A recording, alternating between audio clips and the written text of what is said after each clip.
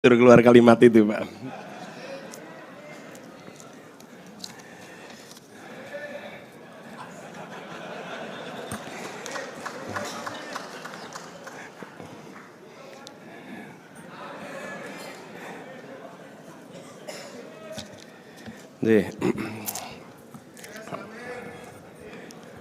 Yang saya hormati Ketua Umum LDI, Bapak Kiai Haji Kriswanto Santoso. Juga yang saya hormati pimpinan Dewan Penasehat DPP LDI, Bapak Kiai Haji Edi Suparto. Yang saya hormati para pimpinan semua, Bendum, Sekum, dan seluruh jajaran pimpinan, juga yang datang, yang saya pernah kunjungi ini, Pak Kiai Habib Ubaidillah yang saya hormati. Yang dari Jakarta juga ini Bang Bim Benyamin nih datang di sini sama-sama. Terima kasih Pak Diki dan begitu banyak tokoh-tokoh yang hadir bersama para pimpinan. Kalau di sini apa? DPW atau DPD? DPW. DPW LDI se-Indonesia, DPP, DPW semuanya yang hadir dan para tokoh-tokoh perempuan yang hadir bersama di sini. Kita beri tepuk tangan untuk mereka. Prof Neti ini Ketua Himpaudi ada di situ dan juga yang saya hormati ini ada yang dibantu kita nih Waude, mana Bu Waude di sini ada.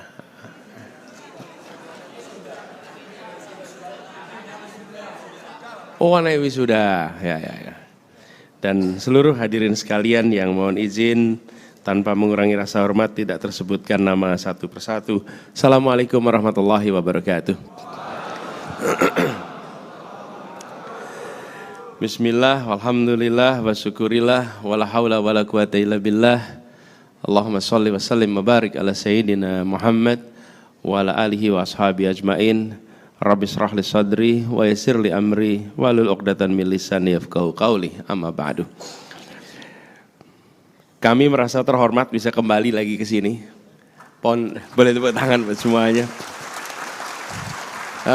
Selama kami mengelola di Jakarta bolak-balik datang ke sini karena ini salah satu contoh pondok yang bisa dijadikan referensi. Ya, jadi apa yang disampaikan oleh Pak Ketum tadi itu benar adanya. Itu bukan fiksi, itu fakta. Dan di Jakarta ini betul salah satu masalahnya adalah masalah energi. Energi ini ada mulai pemanfaatannya sampai sisanya. Semuanya ini energi. Nah pemanfaatannya sudah menggunakan yang ramah lingkungan, sisanya didaur ulang sehingga ini mungkin menjadi satu-satunya pondok yang segalanya serba penuh dengan kesadaran lingkungan hidup. Jadi saya pernah lihat sendiri bagaimana prosesnya di dalam dan pada saat kita kemarin menghadapi COVID ini salah satu sentra untuk melakukan vaksinasi yang paling masif di Jakarta. Nanti kalau ada musyawarah lintas agama, di sini pula tuan rumahnya. Betul tidak? Ya, leres ya Pak? Leres ya. Ya, jadi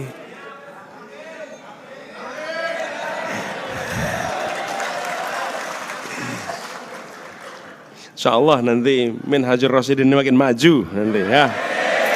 Allah. Dan pagi ini saya datang ke pondok ini dapat kejutan. Jadi ini penganut Bandung Bondowoso kelihatannya di sini nih Pak. Iya. Biasanya datang itu pondok lebar besar, pas datang ada gedung maha besar di tempat ini sekarang ini. Ballroom ini luar biasa. Jadi ini kalau ada musyawarah Rapimnas tidak perlu sewa di gedung-gedung tempat lain, pakai tempatnya sendiri. Plus ada katanya tempat penginapannya juga sekaligus. Iya. Jadi ini bikin cemburu usaha gedung dan hotel di Jakarta. Mereka kalau ada pertemuan-pertemuan pasti senang, wah nanti hotel rame gitu, nanti ballroom rame, kecuali kalau LDI bikin acara. LDI bikin acara pakai fasilitas semuanya sendiri, luar biasa. Jadi ketika bicara tentang kedaulatan, LDI sedang menunjukkan bukan saja bicara kedaulatan, tapi dimulai di sini. Bagaimana dan Bapak Ibu sekalian, gedung itu jadi memang bagus di foto, tapi bertahun-tahun prosesnya, ketekunan, keuletan, ketangguhan, kemauan bekerja keras, kemauan kerjasama, itu semua segala macam jenis karakter yang kemudian wujudnya gedung yang maha besar seperti ini. Ya. Nah, jadi saya sering kali kalau melihat sebuah karya, itu bukan soal karyanya, di balik itu ada ikhtiar yang luar biasa. Dan rombongan orang-orangnya ini ikhlas-ikhlas semua. Ikhlas-ikhlas semua. Nah itu lagi dimulai dari tadi diceritakan. Pondasinya apa? Akhlakul karimah. Ini pondasi. Dari situ, nah saya bicara ini akhlakul karimah. Jadi ketika kita berbicara tentang Indonesia ke depan dan lain-lain, benar nomor satu itulah soal manusia. Kuncinya manusia. Kita melakukan pembangunan itu untuk apa? Untuk manusianya tumbuh, maju, berkembang.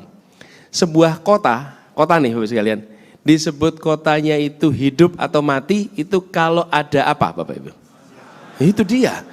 Kalau gedungnya semua ada, tapi nggak ada orang disebut apa? Mati. Jadi disebut hidup atau mati itu bukan karena gedung, tapi karena manusia, orangnya. Jadi inilah kata kunci. Jadi ketika tadi melihat judul itu, SDM Profesional Religius dalam Bingkai NKRI untuk Indonesia Emas 2045, rasanya LDI sudah on the right track. Nah, kita bicara ke sini nih.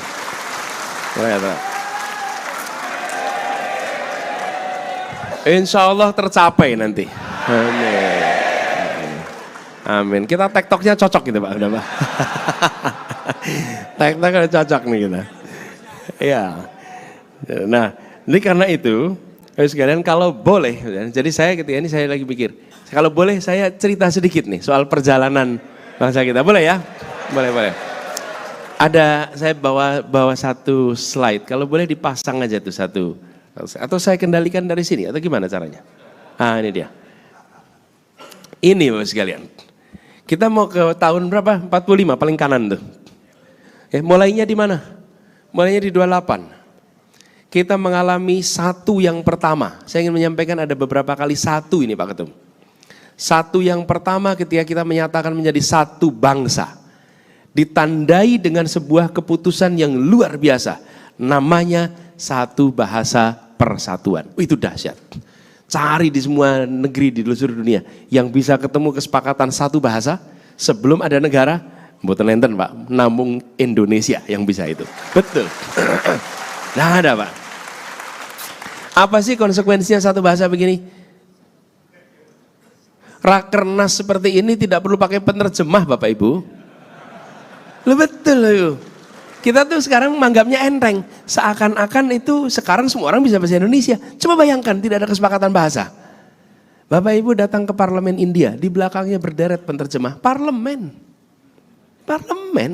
Kenapa? Karena ada anggota parlemen yang bicara bahasa daerahnya, ada yang bicara pakai bahasa Hindi, ada yang bicara pakai bahasa Inggris. Boleh semua. Bapak Ibu datang ke Uni Eropa, itu negara maju semua, namanya Uni Eropa. Apa bahasa resminya Uni Eropa Bapak Ibu? Ada, tapi apa bahasanya? Ada 23 bahasa resmi Bapak Ibu. Lepripun coba 23 bahasa resmi. Itu artinya setiap kali bikin undang-undang diterjemahkan 23. Setiap kali pidato diterjemahkan 23. Bagaimana mungkin punya angkatan perang yang kuat kalau komandan semua pasukan pakai penerjemah Bapak Ibu? Iya, apa mungkin? Siap gerak 23 bahasa, pak, nggak selesai kita. Ini gambaran saja betapa jenius keputusan itu. Hari ini Bapak Ibu ketemu satu sama lain tidak merasa ada perbedaan karena bicaranya dalam satu bahasa. Dahsyat sekali. Dan tempat yang saya dulu paling menikmati merasakan itu Pak, itu tempatnya tetangga sini Pak, namanya Taman Mini Pak. Dulu waktu anak-anak masih kecil-kecil, saya sering ajak anak-anak itu ke Taman Mini, lihat-lihat. Itu paling unik apa? Kalau sudah berhenti di kafenya, kan ada warung-warung gitu, Pak.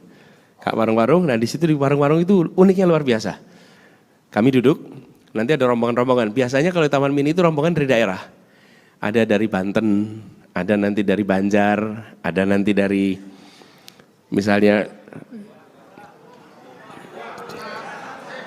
ya Gresik lah, ada Gresik gitu. Solo. Banyak rombongan-rombongan itu, apa yang terjadi? Masing-masing rombongan itu Bapak sekalian, di antar rombongan itu semuanya bercakap dalam bahasa daerahnya. Betul ya? Karena ada berbagai daerah, betul.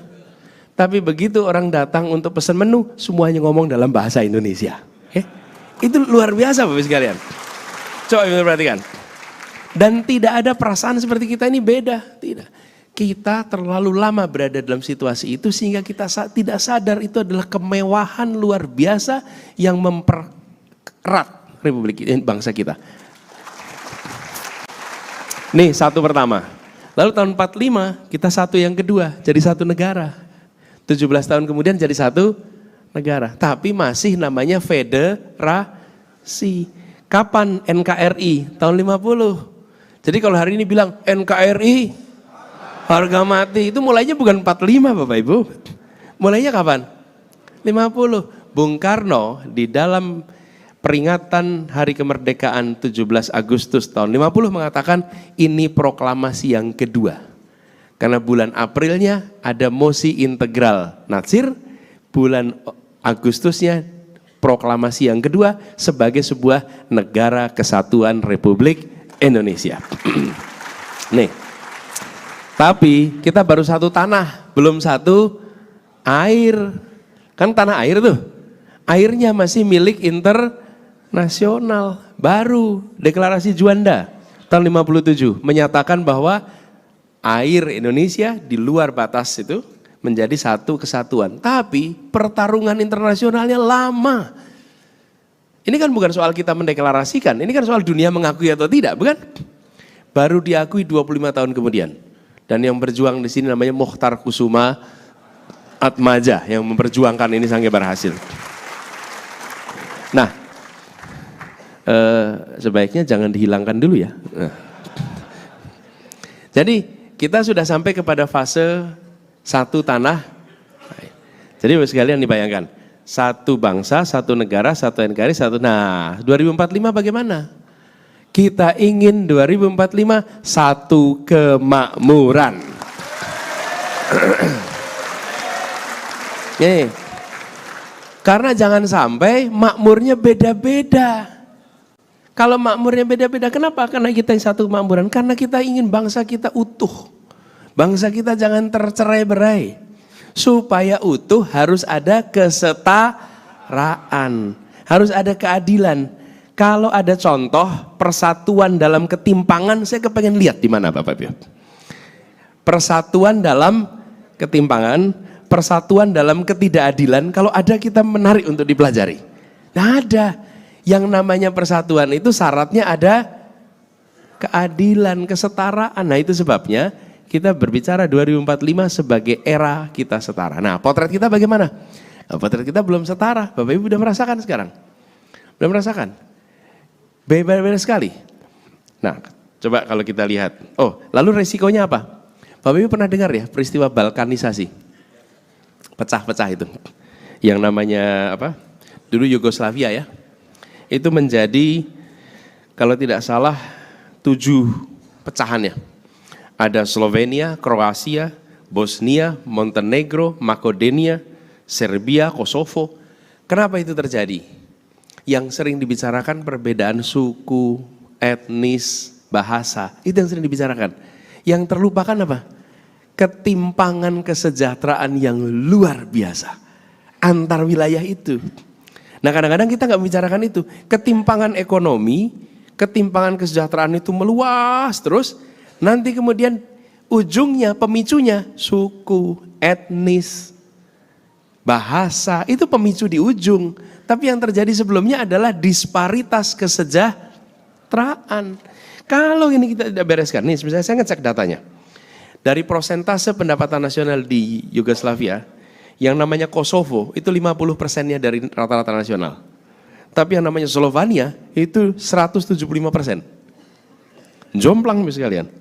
Kemudian pengangguran, itu di Kosovo pengangguran itu 500% di atas rata-rata nasional. Sementara Di tempat seperti Slovenia, separuh rata-rata nasional. Jadi terbayang bukan? Nah kita hari ini menghadapi persoalan ketimpangan yang luar biasa. Lalu kita menganggap yang penting pada sabar. Nggak bisa. Nanti akan bisa muncul satu saat pemantik-pemantik tidak perlu membuat situasi menjadi rentan.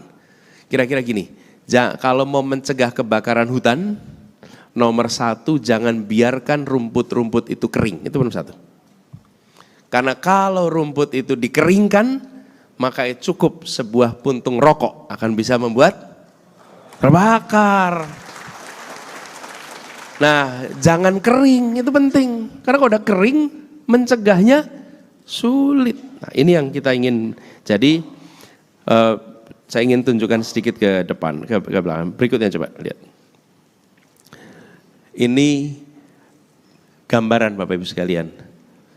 Di Maluku Utara itu pertumbuhan ekonomi kita 23%, tapi tenaga kerjanya hanya turun di bawah 1%. Jadi kita ini investasinya naik tinggi, tapi penyerapan tenaga kerja rendah. Ini Indonesia, tapi saya nggak mau fokus di sini, terlalu teknis ekonomi. Slide berikutnya aja. Ini Bapak sekalian. Bapak Ibu lihat garis yang hijau bawah, itu investasi kita di tahun 2013, 400 triliun, di 2022 sudah menjadi 1.200 triliun, naik 3 kali lipat. Tapi garis merah ini penyerapan tenaga kerjanya turun terus. Investasinya naik, tenaga kerjanya turun. Apa artinya?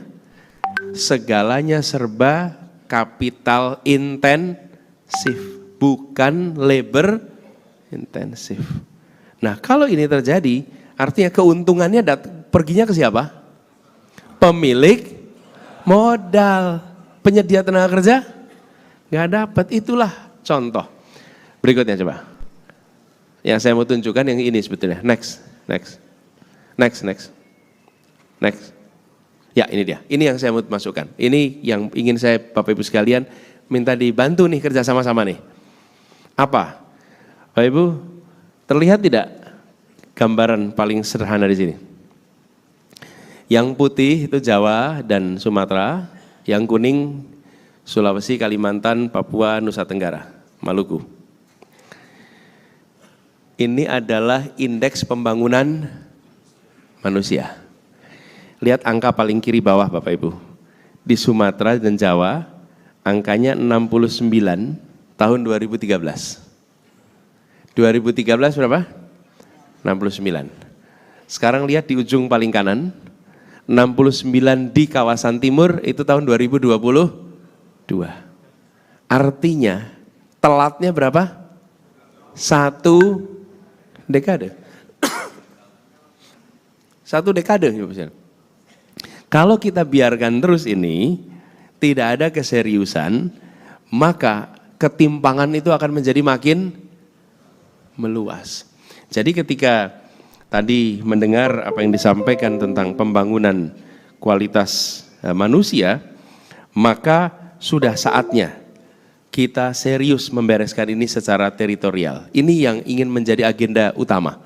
Kalau ini kita bereskan, insya Allah terjadi peningkatan kualitas manusia yang merata di seluruh Indonesia. Dan kalau boleh usul Bapak sekalian, kita menggunakan istilah kualitas manusia Pak, daripada SDM. Kenapa? Karena kalau kita menggunakan SD dan M, maka kita menempatkan manusia sebagai faktor produksi. Manusia sebagai sumber daya. Sementara kita semua sedunia sudah mulai berpandangan pembangunan kualitas manusia, bukan pembangunan sumber daya manusia. Sehingga konteksnya lebih luas. Nah, dalam konteks itulah kami melihat apa yang direncanakan oleh Bapak Ibu sekalian di LDI. Tadi saya sempat mencatat, itu luar biasa yang disampaikan Pak Kriswanto itu. 8, boleh beri tepuk tangan. 8 agenda besar tadi itu. Saya sampai catat tadi Pak. Jadi mulai kebangsaan, keagamaan, pendidikan, kesehatan, teknologi digital, ekonomi syariah, kemudian kedaulatan pangan dan lingkungan hidup, kemudian energi baru dan terbarukan, itu namanya gambaran berpikirnya global, bertindaknya lokal, dan dikerjakan segera. Karena kalau berpikir global, bertindak lokal, udah banyak Pak. Tapi nggak pakai dikerjakan segera Pak. Gitu. Padahal yang dibutuhkan adalah dikerjakan segera. Istilahnya begini, think big, start small, act now. Gitu. Nah, ujungnya di act now itu Pak. Nah, dengan cara-cara seperti itu, kami mencoba untuk membawa pergeseran paradigma kemudian. Coba digeser satu lagi. Ini terakhir yang saya ingin tunjukkan. Bagaimana ke depan kita akan mengubah dari fokusnya yang sebelah kiri ke sebelah kanan. Oke, dari fokus pada pertumbuhan diubah menjadi pertumbuhan, pemerataan dan keberlanjutan. Kemudian pendekatan sektoral menjadi sektoral dan teritorial. Kemudian yang ketiga, menyelesaikan proyek-proyek pemerintah menjadi menyelesaikan masalah warga. Ini dua hal yang berbeda. Menyelesaikan rencana pemerintah dengan menyelesaikan masalah warga. Kadang-kadang pemerintah itu begini, karena saya sudah mengerjakan proyek kami, maka harusnya masalahnya selesai. Tidak, nggak ada sambungannya itu. Ini adalah paradigma. Terjemahannya kebijakan. Dari apa yang kami perhatikan Bapak sekalian, ketika memimpin 20 orang, itu berbeda dengan memimpin 200 orang, berbeda dengan memimpin 200.000 orang, berbeda dengan memimpin 200 juta orang. Kalau memimpin 20 orang, tiap orang dikasih tugas. Lalu dia akan melaksanakan tugasnya. Kalau memimpin 200 orang, maka siapkan struktur organisasi, SOP, pembagian tugas berdasarkan struktur. Nanti ada itu SOTK dan lain-lain. Tapi kalau memimpin 200.000 orang dan 200 juta orang, memimpinnya pakai nilai. Nilai, tanpa nilai, pemimpin 200 tidak tahu arahnya kemana, pemimpin 20 tidak tahu apa yang harus dikerjakan. Jadi kalau memimpin tanpa nilai, maka tidak ada pegangan. Nah nilai itu harus diwujudkan dalam bentuk kalimat yang dipahami. Jadi kemarin saya sampaikan, kita ingin keadilan menjadi nilai utama. Kenapa? Karena Republik ini didirikan untuk menghadirkan keadilan sosial bagi seluruh rakyat Indonesia. Jadi begitu kata keadilan itu ada, ini pegangannya. Kalau membuat policy, pertanyaan, memenuhi tidak prinsip keadilan? Kalau memenuhi, jalan. Kalau tidak, masalah. Nah itu dikerjakan oleh pemimpin-pemimpin di level tengah. Tapi yang di level atas pakainya nilai. Saya sering sampaikan pada teman-teman di sini. Prinsipnya begini, membesarkan yang kecil tanpa mengecilkan yang besar. Pegang itu sebagai prinsip. Begitu pegang sebagai prinsip, oh nyusun kebijakan itu terasa sekali. Tadi mau nyusun investasi, lihat. Ini membesarkan yang besar. Tidak membesarkan yang kecil. Nah ini gak bener ini. Tapi kalau tidak ada guideline itu, yang mengerjakan merasa saya sudah meningkatkan investasi luar biasa. Kenapa? Karena tidak ada guideline nilai, value. Ini yang menurut kami harus dikembalikan di dalam kepemimpinan di Republik ini. Nanti seluruh organisasi LDI nengok, oh prinsipnya ini, kami kerjakan itu. Seluruh unsur di bangsa menengok karena ada kompas yang dipegang sama-sama. Itulah sebabnya kenapa kami istilahkan meluruskan paradigma. Bahkan kalau Bapak Ibu sempat nanti lihat visi misi, bicara pendekatan dari sektoral, biasanya visi misi itu menjelaskan pendidikan apa, kesehatan apa, biasanya begitu. Kalau yang tempat kami ditambah Sumatera apa, Kalimantan apa, Sulawesi apa, Nusa Tenggara apa, Papua apa, karena beda-beda kebutuhan tiap tempat. Jadi nggak bisa kita bilang pendidikan berarti sama se-Indonesia, tidak. Yang dibutuhkan beda-beda. Kesehatan juga begitu. Papua lain dengan Sulawesi. Sulawesi lain dengan Nusa Tenggara.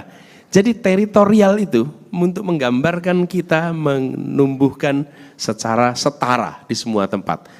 istilah yang biasa digunakan itu asimetrik.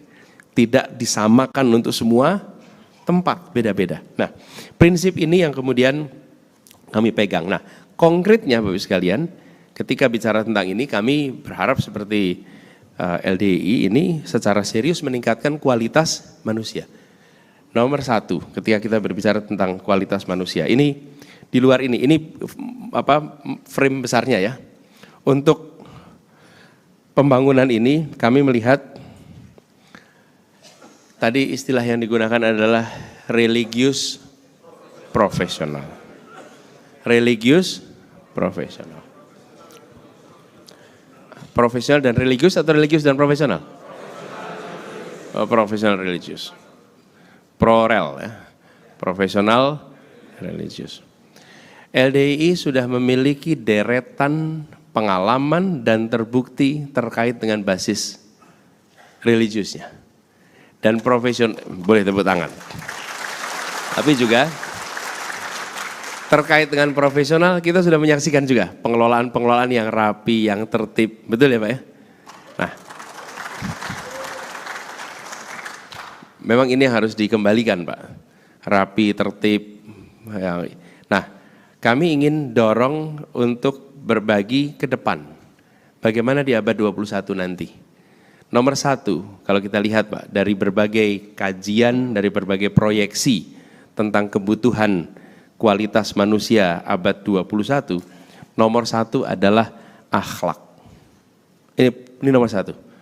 Unsur kalau biasa kita sebut dalam pendidikan di sini namanya pendidikan karakter, akhlak, ini nomor satu.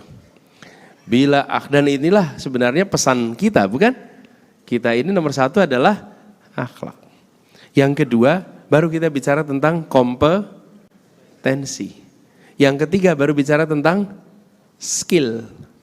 Tapi pondasinya akhlak. Nah, pondasi akhlak ini dibuat menjadi dua unsur. Kalau kita biasa sebut karakter atau moral. Karakter moral dan karakter kinerja. Nah, karakter moral ini yang kita pahami dan kita kembangkan selama ini di pondok, di rumah tangga. Karakter moral menjadi pribadi yang alim, menuntut ilmu, pribadi yang tawadhu, pribadi yang bertakwa, beriman. Inilah karakter moral. Jujur, ya jujur, amanah, sidik, fatonah gitu nih. Ini kan situ semuanya ada. Tabligh gitu kan, itu situ semua. Amin. Amin. Nah, ini karakter moral. Tapi jangan lupa karakter kinerja. Kerja keras, kerja tuntas, tak mudah menyerah, tangguh. Itu karakter juga. Kan kita tidak ingin malas tapi jujur. Pripun, mau nggak lo? Mau. Terus pokoknya top Pak, jujurnya luar biasa. Mau turu terus Pak gitu. Repot kita Pak. Jadi kita ingin jangan jujur tapi malas. Tapi kita juga tidak ingin pekerja keras, tangguh tapi culas. Ini tidak bisa. Jadi ketika bicara karakter ini dua-duanya. Nah, jadi saya usul pada LDDI untuk bicara tentang akhlak ini kira-kira karakter dua ini. Unsur kinerja yang bisa menghasilkan sesuatu dan unsur moral yang bisa menjaga nilai dengan baik. Pondasinya situ. Jadi kira-kira yang moral itu akarnya, kemudian yang kinerja itu tumbuhnya, kan begitu kan kira-kira. Kalau tumbuh kinerjanya baik tidak punya akar moral, nah ini licik, culas dan lain-lain. Betul ya? Tapi kalau punya akarnya kuat tapi kinerjanya nggak baik, itu kalau pohon nggak tumbuh-tumbuh itu. Gitu kira-kira. Nah, yang kedua, kompetensi. Kami ingin kalau boleh usul secara agak serius soal ini Pak. Karena ini adalah salah satu masalah yang dihadapi umat Islam. Ada 4 kompetensi yang menurut kami harus ada. 1K, kemampuan berpikir kritis. Ini kita lemah. Kemampuan berpikir kritis. Menurut hemat kami, sekolah-sekolah, madrasah, pondok harus memasukkan kemampuan berpikir kritis ke dalam prioritas pengajaran. Kemampuan berpikir kritis, penting sekali. Nah, tanpa ada kemampuan berpikir kritis, Bapak sekalian, maka mudah sekali kita ini diombang-ambingkan dengan informasi. Mudah sekali kita mengambil kesimpulan tanpa berpikir yang logis. Mudah sekali kita menjadi dogmatik karena tanpa kemampuan berpikir kritis. Yang kedua, kreatif. Yang ketiga, komunikatif. Dan yang keempat, kolaboratif. Ini 4 ini adalah 4 kompetensi yang dibutuhkan. Nah, kreativitas itu kreativitas cukup tinggi sebetulnya. Kreativitas kita hanya harus ditumbuhkan. Dan kalau kita membangun ekosistem yang sehat, maka kemampuan berpikir kreatif itu muncul. Salah satunya adalah dengan suasana yang menyenangkan. Jarang kreativitas itu bisa ditumbuhkan dalam suasana yang tidak menyenangkan. Nah, kreativitas ini, Bapak sekalian kalau boleh usul nih, menjadi perhatian ketika bicara pembangunan manusia. Jadi Pak Kriswanto, ketika bicara tentang abad 21, profesional, kalau profesional abad 21 pasti kritis, pasti kreatif, pasti. Dan pasti mampu berkomunikasi dengan baik, dengan segala macam media. Dan mampu kolaborasi. Ini 4 kompetensi ini penting. Lalu kami melihat yang ketiga, skill. Skill apa? Ini skill yang sangat relevan dengan keseharian. Yang tadi sudah disampaikan sebenarnya dalam 8 hal itu. Satu adalah literasi baca. Kita punya problem dengan minat baca. Lebih tepatnya lagi daya baca, Pak, bukan minat baca. Minat baca tinggi, daya baca rendah. Indikasinya apa? Bangun tidur buka HP. Minat bacanya ada. Tapi daya baca rendah. WA aja, Pak. Kalau panjang skip. Buku tebal dilewati. Daya baca kita rendah. Mungkin minatnya ada. Menurut hemat kami, pembiasaan ini harus dikembalikan. Walaupun kita tahu kalau yang berada di pondok itu dibiasakan untuk membaca. Insya Allah aman di sini. Yang kedua,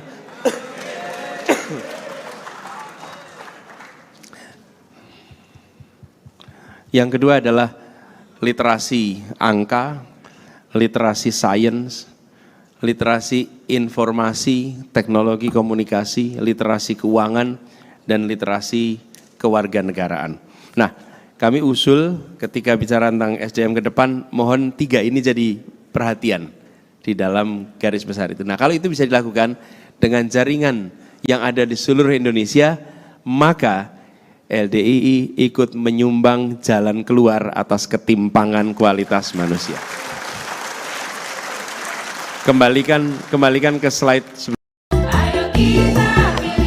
Kembalikan ke slide sebelumnya. Nah, enggak, ke slide sebelumnya. Slide sebelumnya. Nah, dia. Kita ini ingin menyelesaikan ini. Dan kami butuh ini tidak bisa dikerjakan hanya oleh negara. Dikerjakan oleh semua. Bila ini bisa dikerjakan, maka ini menyumbang atas penyelesaian ini. Dan kalau ini terjadi, insya Allah terjadi pemerataan. Kalau ada pemerataan, insya Allah terjadi keutuhan. Ada keutuhan, Indonesia tetap satu sampai 2045. Nah. Jadi itu yang kami pandang sebagai kata kunci. Nah, untuk itu semua, tadi kalau diistilahkan oleh Pak Kriswanto, tepat sekali. Beliau menggunakan terminologi yang sangat akurat. Beliau tidak menggunakan istilah kekuasaan, beliau menggunakan istilah otoritas. Otoritas. Itu hanya orang yang reflektif membaca yang bisa membedakan itu secara serius, Pak. Karena biasanya kita cenderung mengatakan pemegang kekuasaan. Sebetulnya yang ada adalah pemegang kewenangan, bukan pemegang kekuasaan. Nah, pemegang otoritas ini itu akan berganti di 2024 besok. Akan berganti. Nah, yang menentukan siapa pemegangnya, yang menentukan Bapak Ibu sekalian, gitu kan? Betul nggak? Nah, kalau ini mau dilaksanakan, ya amanahnya harus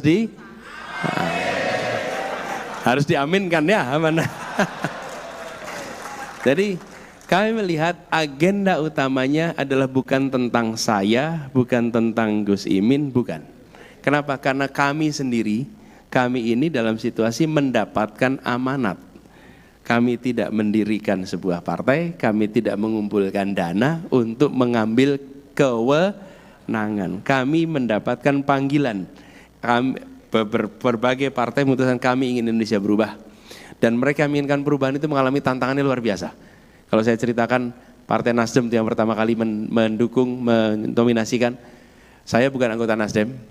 Dan Nasdem itu Pilkada DKI mendukungnya Pak Basuki. Ya. Dan bertahun-tahun saya digebukin terus Pak sama partai dan televisinya. Ini Pak Diki dan kawan-kawan Pak Diki. Tapi apa yang terjadi? Justru mereka melihat apa yang dikerjakan di Jakarta dan mereka memutuskan untuk melakukan perubahan. Dan ketika mereka melakukan perubahan, ternyata tantangan yang dihadapi menjadi besar. Kenapa? Karena ada pemegang status quo yang tidak ingin perubahan. Itulah sebabnya muncul tantangan yang amat besar. Nah, sementara perubahan yang mau didorong itu bukan perubahan pergantian orangnya, perubahan paradigma, perubahan cara kita mengelola negeri ini, cara kita memandang pembagian sumber daya di negeri ini. Karena kita ingin sekali Bapak Ibu sekalian, bahwa setiap kita bisa menjadi tuan rumah di negeri kita sendiri. Itu yang kita mau. Bukan kita jadi pembuka pintu bagi yang di luar untuk masuk ke dalam saja.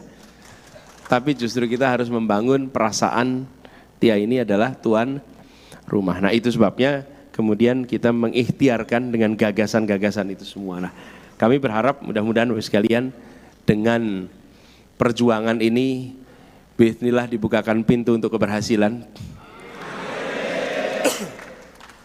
Dan kata kuncinya adalah bagaimana ini menjadi keseimbangan. Kalau ini kita bisa lakukan, insya Allah nantinya kita akan merasakan perubahan bukan saja di level keluarga, tapi juga harapannya di level wilayah, bahkan sampai nasional. Bahkan akhir-akhir ini kami melihat pentingnya untuk mengembalikan marwah kehidupan bernegara untuk bisa menjunjung tinggi etika di dalam kehidupan bernegara. Yang kita semua harus jaga sama-sama. Ini PR yang tidak kecil, tapi untuk LDI yang banyak konsentrasi pada pengembangan kualitas manusia, titip pada kompetensi abad 21. Ini kita butuhkan sekali. Terakhir sekalian, kalau Bapak Ibu perhatikan di dunia ini ada yang namanya pertemuan ekonomi tahunan, Pak. Namanya World Economic Forum. Itu setiap sekitar Januari biasanya di Davos. Namanya World Economic Forum. Bapak Ibu ada juga namanya World Education Forum. Tiap berapa tahun kalau World Education Forum? Tiap 15 tahun, Pak. Tiap 15 tahun. Kalau World Economic Forum artinya apa? Artinya kalau kita bicara membangun kualitas manusia, itu adalah prosesnya jangka panjang. Karena itu jangan hobi menggonta-ganti tiap 5 tahunan. Karena tidak akan pernah bisa mengalami penyelesaian. Wong pertemuan pendidikan saja dilakukannya tiap 15 tahun, menggambarkan panjang. Jadi ketika LDI juga memutuskan untuk konsentrasi pada peningkatan kualitas manusia, maka LDI sedang menyatakan pada dirinya akan melewati sebuah rute perjuangan yang amat panjang. Berbeda dengan membangun gedung. Gedung ini ketika saya masih bertugas di Jakarta belum ada. Belum ada. Betul ya? Sekarang tahu-tahu pling udah jadi. Udah jadi nih. Makanya saya bilangnya kayak Bandung Bondowoso ini. Udah selesai nih, cepat sekali. Tapi kalau membangun manusia profesional religius, nggak bisa setahun begini. Karena itu saya selalu hormat setiap kali ada orang menyatakan saya membuat sekolah, saya membuat madrasah, saya membuat pondok. Karena itu artinya dia menghibahkan hidupnya untuk ini semua. Jadi ketika LDI bilang kami akan ke sana, yang saya bayangkan, Masya Allah, ini artinya komitmen yang amat panjang. Nah, boleh tepuk tangan buat LDI ini.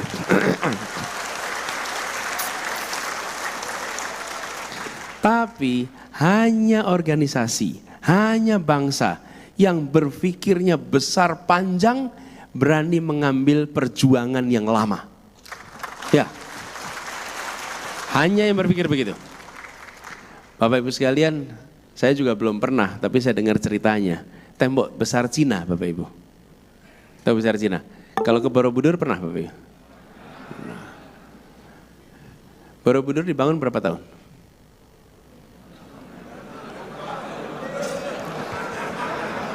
Kalau Prambanan, Bandung, Bondowoso, Pak, semalam itu, Pak. Borobudur berapa, Pak?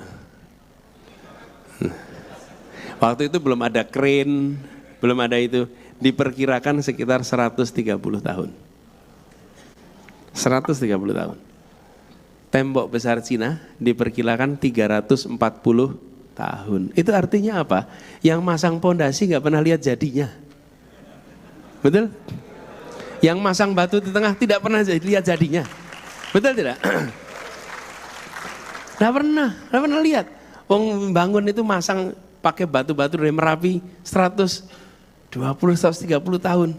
Ini 340 tahun.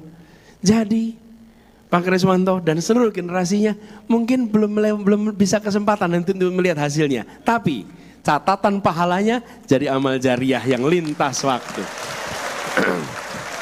Iya, ini panjang betul. Panjang, dan nanti akan dicatat 2023 dideklarasikan di LDI, membicarakan tentang bagaimana generasi profesional religius menjadi pegangan. Nanti barangkali generasi susu kita pidato di tempat ini, Pak.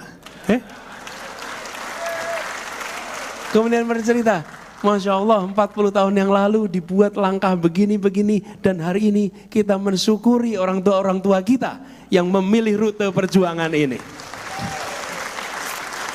Nah, ini hanya organisasi. Jadi gini, kalau yang mulai bangun 130 tahun, bangun 340 tahun, apa sih asumsi di balik kepalanya tuh? Asumsinya dia akan eksis ribuan tahun. Betul tidak? Iya. Tidak ada yang mau bangun sesuatu yang tidak dengan asumsi dia masih bisa karena mungkin. Jadi ketika dibangun 330, 340 tahun, dia tahu bahwa kami akan eksis ribuan tahun. Karena itu kami bikin pagar selama itu. Sama, di Jawa Tengah kita juga boleh begitu. Jadi tanpa dikatakan, LDI ini implisit menyampaikan bahwa LDI akan eksis, akan berdampak untuk waktu yang masa yang akan panjang. Tanpa dikatakan, cukup dengan menunjukkan kami konsentrasi pada profesional religius. Insya Allah ini sebuah jalan mulia yang diambil. Insya Allah ini menjadi sebuah rute yang sepanjang perjalanan penuh dengan telaga-telaga jariah yang tidak pernah berhenti pahalanya. Dan semoga semua yang terlibat selalu dalam keberkahannya. Bapak Ibu sekalian, saya ingin sampaikan terima kasih kesempatan berbagi di sini. Insya Allah yang diikhtiarkan tercapai. Amin. Insya Allah Indonesianya bisa berubah. Amin. Insya Allah amin diaminkan. Amin. Itu saja barangkali dari kami, kurang lebih mohon dimaafkan. Assalamualaikum warahmatullahi wabarakatuh.